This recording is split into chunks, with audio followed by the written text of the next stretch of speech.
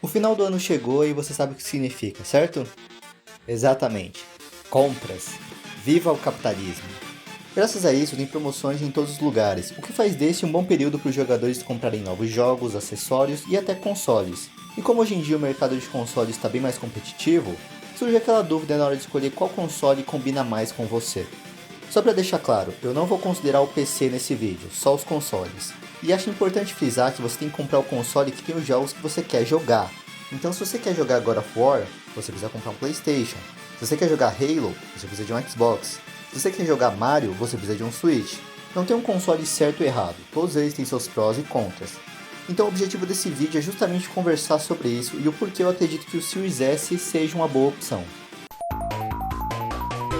Vamos começar falando sobre os preços. Na data de publicação desse vídeo, o Series S e o Nintendo Switch padrão estão custando cerca de R$2.000, e o PlayStation 4 custa uns R$2.500. Esses valores já são meio proibitivos para a maioria dos brasileiros, então os R$4.000 cobrados pelo Xbox Series X e PlayStation 5 faz com que eles fiquem fora da realidade da maioria das pessoas. Considerando só a questão do preço, o Series S é o que faz mais sentido, já que ele é o console que oferece o maior desempenho pelo menor preço. Mas se hardware fosse a única coisa importante, o Xbox One X teria sido o console mais vendido da geração passada. O que importa são os jogos, principalmente os exclusivos, e no caso dos consoles da nova geração, tanto a Sony como a Microsoft vão ficar devendo nesse departamento. Com todo esse problema da crise dos semicondutores, várias empresas tiveram contratempos nas linhas de produção, e com a Sony e a Microsoft não foi diferente, e isso afetou bastante a disponibilidade dos novos consoles. Com poucas unidades no mercado, acaba não sendo viável para os desenvolvedores produzirem jogos só para a nova geração, já que eles estariam deixando uma boa fatia do mercado de lado, e por isso vários jogos estão sendo lançados como cross-gen. A Sony está na frente na questão dos exclusivos para o PS5, mas por pouco. Até o momento, a Sony lançou Ratchet & Clank Rift Apart, que parece bem divertido, e Returnal, mas como esse último é tipo um roguelike, eu acredito que ele não vai agradar todo mundo. Teve também o Demon's Souls e The Last of Us Part 1, mas como esses são remakes, eu não considero. A Microsoft, por outro lado, não lançou nenhum jogo exclusivo para Xbox Series até o momento, mas eles avisaram que iam começar a lançar jogos exclusivos para a nova geração depois de uns 2 anos, para dar tempo dos jogadores fazerem a transição de uma geração para outra. E como a Microsoft adquiriu vários estúdios nos últimos anos, tem alguns jogos bem interessantes no horizonte, como Hellblade 2, Starfield, Redfall, Forza Motorsport e até The Elder Scrolls 6. Então o futuro da marca parece mais brilhante do que nunca em relação aos exclusivos. Porém, esses jogos estão para ser lançados e muitos não têm data de lançamento ainda. Talvez a Nintendo seja a empresa que mais se destaque em relação aos exclusivos. Como o Switch está há mais tempo no mercado e não teve os problemas de estoque que essa geração está tendo, a Big N conseguiu construir uma biblioteca de jogos bem robusta nos últimos anos, com jogos como Breath of the Wild, Mario Odyssey, Mario Kart, Smash Bros, Metroid, Bayonetta, etc. Porém, como o hardware do Switch é mais modesto, jogos mais pesados não rodam no console. Então jogos de grandes produtoras como Ubisoft, EA, Capcom e outras não estão disponíveis para o Switch. A Nintendo até tem uma solução para esse problema, que é rodar esses jogos mais pesados através da nuvem. Mas como essa opção não está disponível no Brasil ainda, eu acho importante deixar essa ressalva. Outra coisa que deve ser levada em consideração em relação ao Switch é que, embora ele ofereça o maior fator de diversão, com os excelentes jogos que eu citei, ele é o que oferece o menor custo-benefício, já que os exclusivos da Nintendo são os mais caros e ela não oferece nenhum tipo de serviço para tornar esses jogos mais acessíveis. E isso nos leva ao nosso próximo tópico. Em 2017, Phil Spencer anunciou um serviço que mudou a forma que eu vejo o mercado de jogos com o Game Pass, um serviço de assinatura que dá acesso a uma biblioteca de jogos rotativos pagando uma pequena mensalidade por mês. Se você parar para pensar que naquela época os preços dos jogos variavam de 30 a 250 reais, pagar 30 reais por mês para ter acesso a vários jogos era uma proposta bem tentadora, ainda mais considerando que os jogos exclusivos da empresa ficariam disponíveis no primeiro dia no serviço. A partir daquele momento, o Game Pass passou a ser o foco da marca e se tornou o principal ponto de venda da Xbox. Mas hoje em dia não é mais um diferencial, já que depois de sentir a pressão da concorrência, a Sony lançou um serviço similar, a PlayStation Plus Extra e a PlayStation Plus Deluxe. Mesmo que os jogos exclusivos da Sony não fiquem disponíveis no primeiro dia e que o valor mensal do plano seja um pouco mais caro que o Game Pass Ultimate, é um plano bem interessante para quem não quer gastar muito por mês com jogos, principalmente se você pegar o plano anual. A única coisa que eu não gosto nesse serviço são os nomes, a Sony poderia ter colocado um pouco mais de esforço nessa parte. Outro diferencial que o Xbox perdeu foi em relação à retrocompatibilidade, já que, depois de muita relutância por parte da Sony, agora é possível jogar os jogos retrô no PlayStation. Então ambos os consoles oferecem bons serviços para os jogadores. Ai, como é bom a concorrência.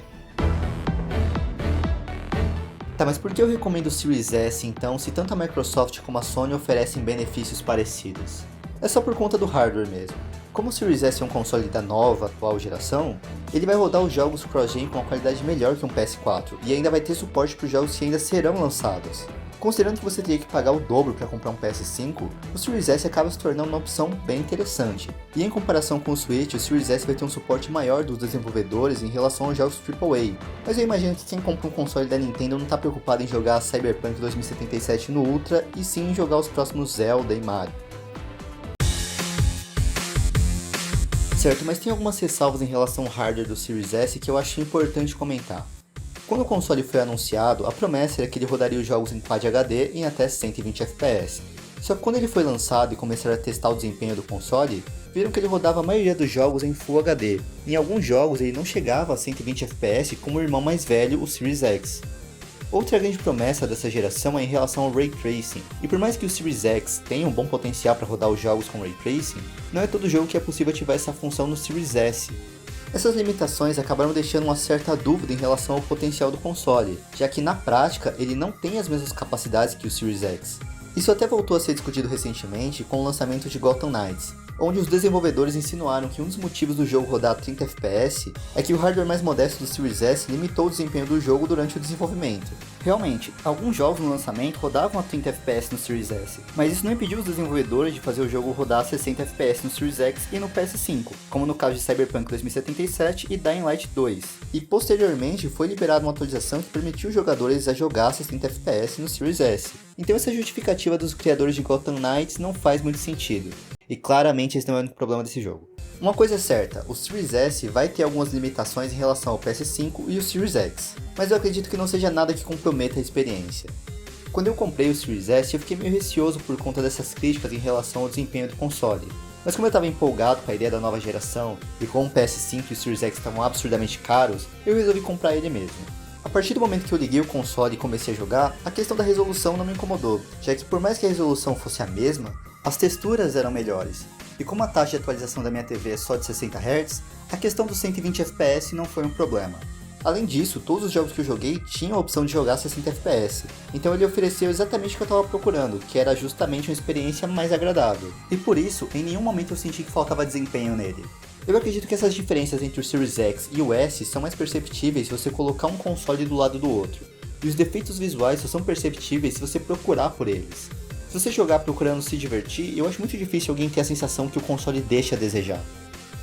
Outra coisa que eu pensei que seria um problema e acabou não sendo foi em relação ao armazenamento. Tecnicamente o Series S tem 500 GB de espaço, mas na prática você vai ter uns 350 GB para usar. Com esse espaço mais limitado, eu tenho que ser mais seletivo em relação aos jogos que eu instalo, mas isso acaba sendo útil para eu focar mais nos jogos instalados. Quando eu tinha um Xbox One com 1 TB, eu instalava vários jogos, mas às vezes eu demorava meses para jogar eles, e no Series S eu jogo eles logo em seguida. Eu acredito que a questão do armazenamento só vai ser um problema se você deixa instalado muitos jogos AAA, ou se você gosta de deixar instalados jogos que você joga esporadicamente. Certo, mas e os exclusivos? Não tem Mario Odyssey e God of War Ragnarok no Xbox? Verdade.